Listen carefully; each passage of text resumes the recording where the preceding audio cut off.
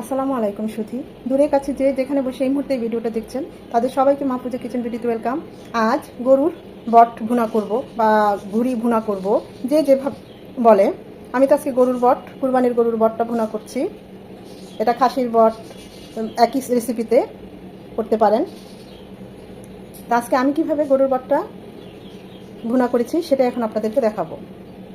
অনেকেই গরুর বট বা এই ভুড়ি খেতে পছন্দ করেন না, এর একটা এক্সট্রা গন্ধ থাকে, আবার অতিরিক্ত তৈলাক্ত। কিন্তু এভাবে রান্না করবেন অল্প তেলে, আর এই রেসিপি ফলো করে রান্না করবেন, দেখবেন গরুর বট ভুনার ফ্যান হয়ে যাবেন আপনারা। তো এতটাই মজার, খুবই ভালো লাগে। আর কুরবানির ভুড়ি বলে কথা, দেখতেই পাচ্ছেন কতটা লোভনীয় হয়েছে, লুকসটাও মাশাআল্লাহ কত ভালো এসেছে।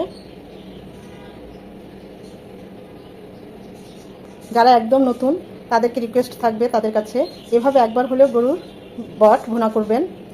যারা আলু পছন্দ করেন আলু দিবেন, খুবই ভালো হয় এভাবে বট ভুনা।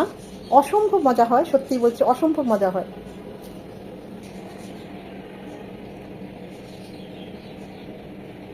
এর চেয়ে বেশি তেল দিলে সারে সর্বনাশ হয়ে যেত। দেখেন এখন একদম যখন ভাজা ভাজাও করব এই তেলেই সুন্দর হয়ে যাবে, অতিরিক্ত তেল মনে হবে না।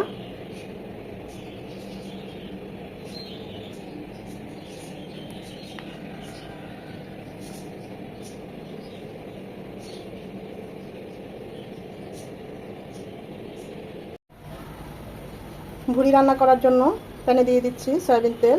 তেলটা একটু অল্পই দিলাম, এখানে 3 চামচের মতো তেল। খাসির বট বা ভুড়ি, গরুর বট বা ভুড়ি যাই রান্না করি সেটা অতিরিক্ত তৈলাক্ত হয়, তাই তেল খুব অল্প যাবে।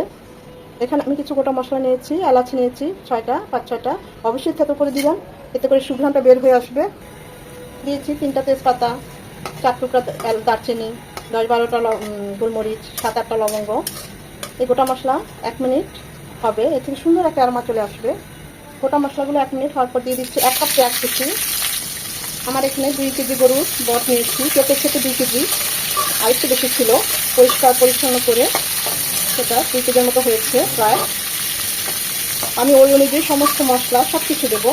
আপনাদের ভুড়ি বা বটের পরিমাণ অনুযায়ী মশলা পেঁয়াজ সব কিছু দেবেন, বা বাড়িয়ে কমিয়েও দিতে পারেন। পেঁয়াজটা নরম হবে, পেঁয়াজটা একদম লাল লাল হওয়ার কোনো দরকার নেই, এরকম নরম হয়ে গেলেই হবে। আর অবশ্যই তেল কম দিবেন, যেহেতু বট প্রচুর তৈলাক্ত, এখানে চর্বিও আছে।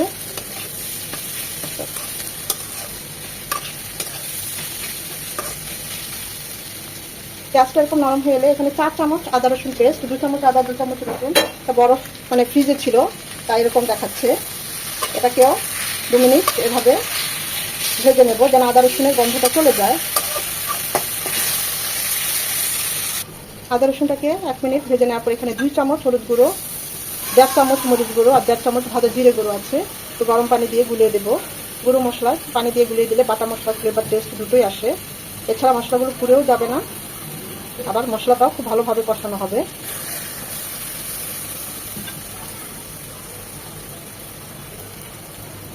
বাটিটা ধুয়ে আর একটু পানি দিয়ে দিচ্ছি মশলাগুলো ভালোভাবে কষানোর জন্য।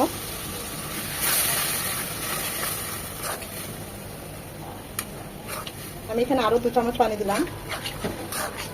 এখন মশলাগুলো খুব ভালোভাবে কষিয়ে নেব। মশলাকে যত ভালো কষানো হবে রান্নার টেস্ট তত ভালো আসবে। আবার খেয়াল রাখতে হবে মশলা যেন পুড়ে না যায়, সময় নিয়ে মশলাটা কষিয়ে নিতে হবে। আসলে মশলা কষানো দেখলেই বোঝা যায় রান্নাটা কেমন হবে। গরুর বট বা ভুড়ি যে যেটাই বলে, খুব ভালোভাবে বেছে ধুয়ে প্রথমে সেদ্ধ করে আর কি, তারপর কেটেছি, তারপর আবারও ধুয়েছি। যতক্ষণ না একদম এরকম পরিষ্কার না হয় ততক্ষণ এটা ধুতে হবে। এখানে পাতলা জাতীয় যে বটটা, আবার একটু মোটা টাইপের যে বটটা, একটু চর্বি থাকে, যে নারগুলো সব কিছু একসাথেই নিয়ে নিয়েছি। একসাথে নিলে এটা খেতে খুব মজা হয়। তারপরে এরকম ছোট ছোট করে কেটে নিয়েছি, দেখতেই পাচ্ছেন যে কতটা ভালোভাবে ধুয়ে পরিষ্কার করে নিয়েছি।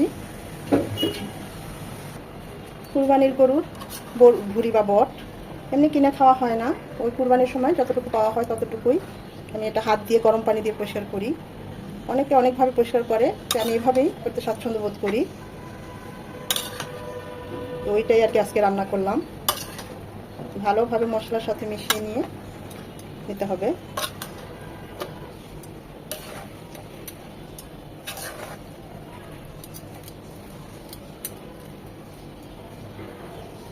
মশলার সাথে 8 থেকে 10 মিনিট কষিয়ে নেব। মাঝে অবশ্যই আরেকবার নেড়ে দিতে হবে। আমি অবশ্য আরও একবার নেড়ে দিয়েছি। ভুড়ি থেকে কিছুটা পানি ছেড়েছে, এই পানিতেই এই ভুড়িটা মশলার সাথে কষবে। এখন আর কোনো এক্সট্রা পানি দেব না এখানে।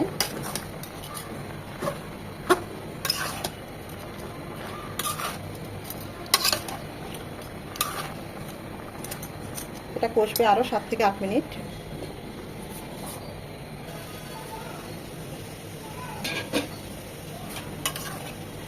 যখন মশলার সাথে এরকম গা মাখা মাখা হয়ে যাবে, আমাদের ভুড়িটা কষানো হয়ে গিয়েছে।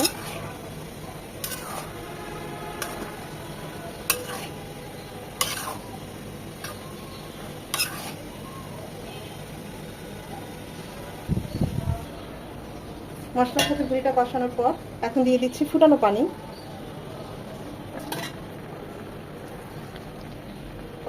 যদি ঝোল ঝোল রাখতে চান ওই অনুযায়ী পানি দিবেন, মাখা মাখা রাখতে চাইলে ওই অনুযায়ী পানি দিবেন। আমি এখানে 4 কাপ পানি দিলাম। আমি একটু মাখা মাখা রাখবো। স্বাদ অনুযায়ী লবণ আমি 2 চামচ দিলাম উঁচু করে, পরে লাগলে দেওয়া যাবে। আমার যেহেতু ভুড়িটা আগে সেদ্ধ করা হয়েছিল, তাই অতটা পানি লাগবে না। এই পানিতেই আমার এটা কুক হয়ে যাবে। আপনারা চাইলে পানির পরিমাণটা আরেকটু বাড়িয়ে কমিয়ে দিতে পারেন।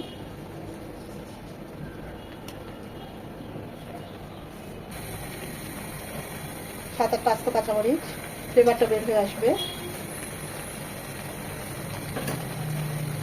এখন এটা কুক হবে মিনিমাম 15 থেকে 20 মিনিট। মাঝে অবশ্যই নেড়ে নেড়ে দিতে হবে।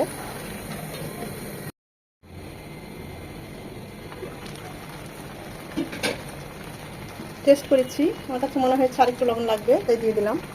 দিয়ে দিচ্ছি উঁচু করে আরও 1 চামচ ভাজা জিরে গুঁড়ো, উঁচু করে 1 চামচ শাহি গরম মশলা গুঁড়ো, 1 চামচ জয়ফল জয়ত্রী গুঁড়ো। দেখেছেন কত তেল উঠে এসেছে, অথচ আমরা কত অল্প তেল দিয়েছি, কারণ ভুড়িতে কিন্তু অনেক চর্বি থাকে। চর্বিরই মোট কথা, মূলত এটা চর্বির অংশ, তাই খুবই সামান্য তেল দিতে হয়। আমি আরও কম তেল দিলে আরও ভালো হতো, যদিও এটা একটু ভাজা ভাজা করবো তাই এই তেলে হয়ে যাবে। তা অবশ্যই ভুড়ি যখনই রান্না করবেন তেলটা খুবই বুঝে শুনে দিবেন, খুবই সামান্য একটু তেল দিবেন, যতটুকু না হলেই না। ভালোভাবে সব কিছু মিশিয়ে নেব। আর শেষ পর্যায়ে এই গরম মশলা, ভাজা জিরে গুঁড়ো, জয়ফল জয়ত্রীটা দিলে এর ফ্লেভারটা এর মধ্যে থেকে যাবে। এখন এটা হবে আরও 8 থেকে 10 মিনিট। মাঝে অবশ্যই আরও একবার দিবা নেড়ে দিতে হবে।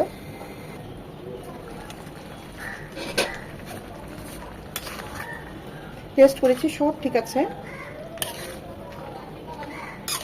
মাশাআল্লাহ, কালারটা কত সুন্দর এসেছে, খেতেও খুব মজা হয়েছে। খুব সুন্দর একটা ফ্লেভার বের হয়ে এসেছে। গোটা মশলা, আবার আমরা গরম মশলা দিয়েছি, শাহি গরম মশলা, ভাজা জিরে গুঁড়ো, এই জয়ফল জয়ত্রী গুঁড়ো, সব কিছুর ভিডিও আমার চ্যানেলে দেওয়া আছে, চাইলে দেখে নিতে পারেন। এটা আর বেশি না, 4 থেকে 5 মিনিট হবে, আর একটু মাখো মাখো হবে।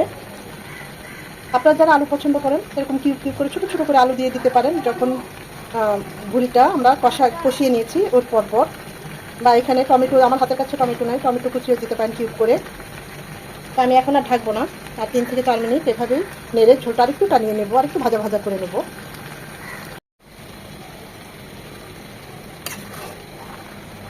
আমি তো এই মাখো মাখোটাই রাখবো, কারণ সব কাল একসাথে শেষ হবে না। পরের বার আবার যখন গরম করবো তখন একটু ভাজা ভাজা হয়ে যাবে।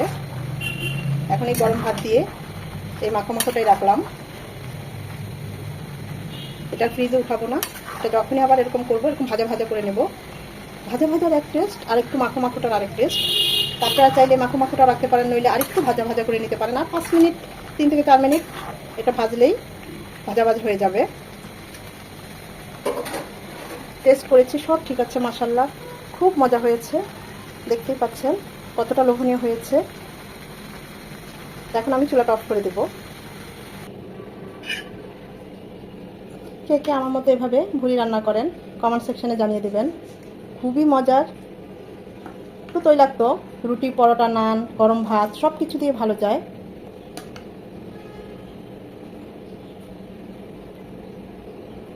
আশা করি আজকের এই ভিডিওটা আপনাদের ভালো লেগেছে। ভিডিওটা যদি ভালো লেগে থাকে এভাবে একবার হলেও ট্রাই করবেন। আর যদি ট্রাই করে থাকেন অবশ্যই আমাকে কমেন্ট করে জানাবেন। একটা লাইক অবশ্যই দিবেন, কারণ আপনাদের এই একটা লাইক পরবর্তী ভিডিও করতে আমাকে উৎসাহিত করে, সাহায্য করে। ফ্রেন্ডস অ্যান্ড ফ্যামিলির মাঝে বেশি বেশি করে শেয়ার করে দেবেন, যেন তারাও এরকম সহজ মজার রেসিপি দেখতে পায়। এখনও যারা আমার চ্যানেলটা সাবস্ক্রাইব করেন অবশ্যই চ্যানেলটা সাবস্ক্রাইব করে আমার পাশে থাকবেন। আর যারা করেছেন সাবস্ক্রাইব তারা ভিডিও চ্যানেলটা অনই করেন না, আমি আপনাদের কাছে রিকোয়েস্ট করবো চ্যানেলটা অন করবেন, প্রতিটা ভিডিও দেখবেন, একটা করে লাইক দিবেন। আপনাদের মূল্যবান একটা লাইক আমাকে অনেক দূর এগিয়ে নিয়ে যায়। সময় নিয়ে ধৈর্য নিয়ে এতক্ষণ যারা এই ভিডিওটা দেখেছেন তাদের সবাইকে আন্তরিক ধন্যবাদ। ভালো থাকবেন, সুস্থ থাকবেন, নিজের প্রতি যত্ন নেবেন।